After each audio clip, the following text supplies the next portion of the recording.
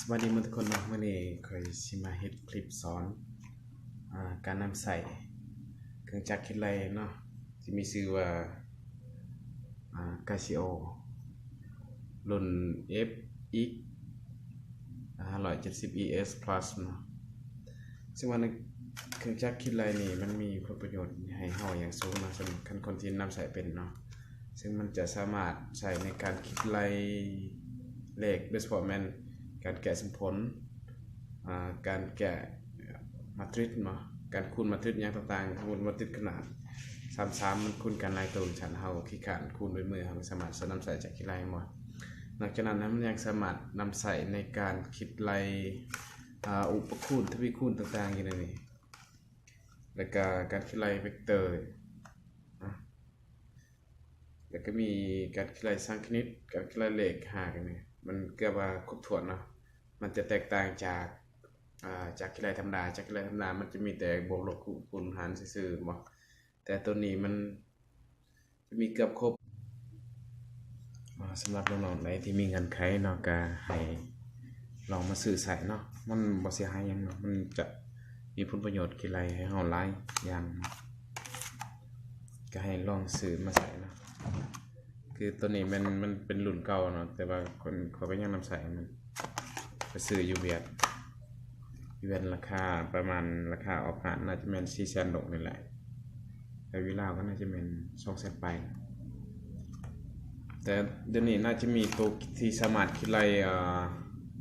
สมผลคันซีที่มี1ตัวรับและก็สามารถคิดเลขมาตริซขนาดซีนำใส่อันนี้มันก็มีผลประโยชน์ให้เราหลายอย่างเนาะโดยเฉพาะแม่นเมื่อเวลาที่ว่าเราแกะบทเลขนะเราบ่มั่นใจว่ามันถูกหรือผิดนี่เราสามารถนำใส่จากคิดเลขนี่เพื่อตรวจสอบผลที่ได้รับของเราว่ามันถูกหรือผิดนี่จะเฮ็ดให้เราแกะเลขมันมีความแม่นยำหลายกว่าเนาะมาลองเบิ่งวิธีการนำใส่นำข้อสาธิตมื้อนี้มีแต่มาสอนอ่านหนังสือมาสอนการแกะสมผลวันนี้มาเบิ่งการสาธิตการนำใส่เนาะสำหรับการนำใส่นี่เราจะสังเกตง่ายๆแล้วเนาะเบิ่งว่ารูปห่างของจักรคิดเลขนี่เนาะมันจะมีอยู่หลายอันเนาะมันคือตัวหนังสือมันจะมีสีขาวแล้วก็สีเหลืองแล้วเราสิฮู้บีบจังได๋สมมุติว่าคือจังซี่เนาะตัวนี้สีขาวนี่สังคณิตบ่สังเกตเบิ่งตัวสีขาวนี่มันจะเป็นสังคณิตบ่แต่ว่าสีเหลืองอยู่เทิงแม่นหยังแม่นผลตำราบ่คือตัวสีขาวตัวบ่นี่แม่น5 กัน 2แต่ว่าสีเหลืองผัดเป็น5 กัน 3บัดเมื่อเวลาเฮาอยากได้5 กัน 2เฮาสิเฮ็ดจังได๋อยากได้5 กัน 3แล้วเฮาจะเฮ็ดจังได๋อันนี้ข้อยสิแนะนำว่าจังซี่เนาะสำหรับเราจะเห็นตัวหนังสือสีเหลืองนี่ให้เรากดตัว10นี่คันเราอยากได้ตัวสีเหลืองฮะก็หมายความว่าสมมุติว่า5 กัน 3เนาะสมมุติเปิดมาตัวนี้ให้สังเกตจังซี่บ่ตัวสีขาวซื่อๆนี่แม่น5 กัน 2ลองกดเบิ่งเนาะนี่มันจะเป็น5 กัน 2บ่แต่ว่าถ้าเราอยากได้ตัว5 กัน 3นี่เราอยากได้5 กัน 3เราสิเฮ็ดจังได๋ให้เรากด10เด้อกด10แล้วก็กดตัวนี้แหละเราก็จะได้5 กัน 3เนาะ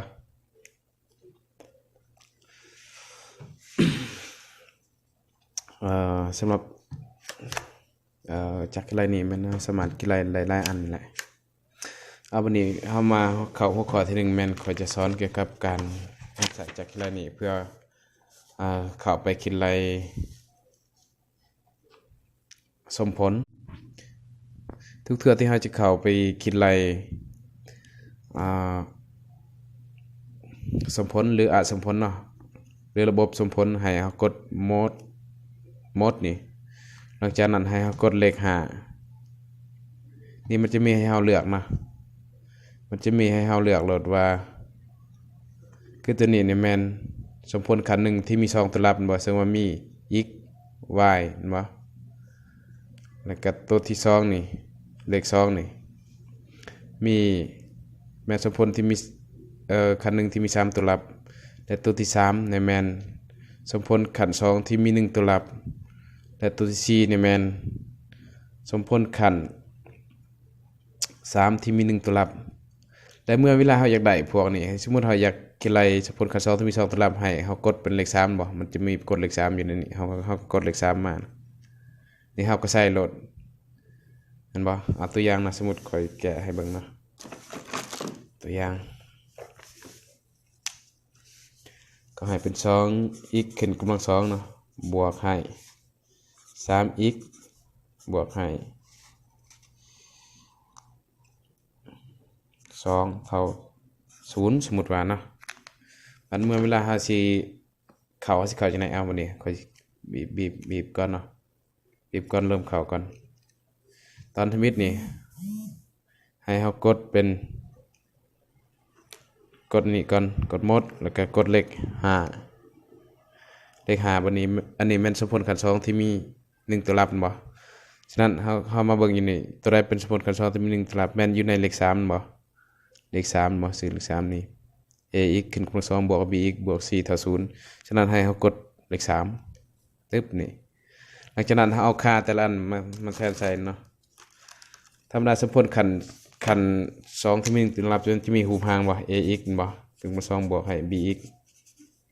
บวกให้ c บ่เท่า0บ่ตัวนี้แม่นจะเป็นค่าของ a ตัวนี้เป็นค่าของ b ตัวนี้เป็นค่าของ c บ่อันนี้มีแต่เฮาแทนเขาเลยบัดนี้เฮาบีบเนาะบีบเบิ่งตัวทมิตนี่แม่นค่าของ a บ่เลข1บ่ค่าของ b เลขเท่าใดเลขให้คันเฮาจะได้ค่าเบื้องนี้บ่ให้เฮากดอันนี้ก่อนเด้อให้เฮากดตัวนี้นี่กดคือไม้เท่านี่แล้วมันจะย้ายมาเองมานี่ค่าของ4เท่าไหร่นี่3บ่แล้วจากนั้นให้กดไม้เท่าต่อมันจะกลับไปหาตัวค่าของ4ต่ออันนี้ค่าของ4เท่าใดค่าของ4เท่า2บ่แล้วกดต่อไปเนี่ยอันนี้เป็น2บ่ a เท่า2 b เท่า3แล้วก็ c เท่า2บ่วันนี้เฮากดเข้ามาเท่าอีกมันจะบอกค่าหมดเห็นบ่ค่าของเฮาอีก1นี่จะเท่าแม่นบ่ลบเท่าใดลบ3/4บวกให้หัก2/7ส่วนให้ 4i บ่และอีก2เด้อันนี้บ่จะออก4บ่อันนั้นคือวิธีการนำใส่จักร Casio นี้เพื่อคิดไล่สมผลบ่อันนี้สิสอน3อีกเทื่อนึงเนาะ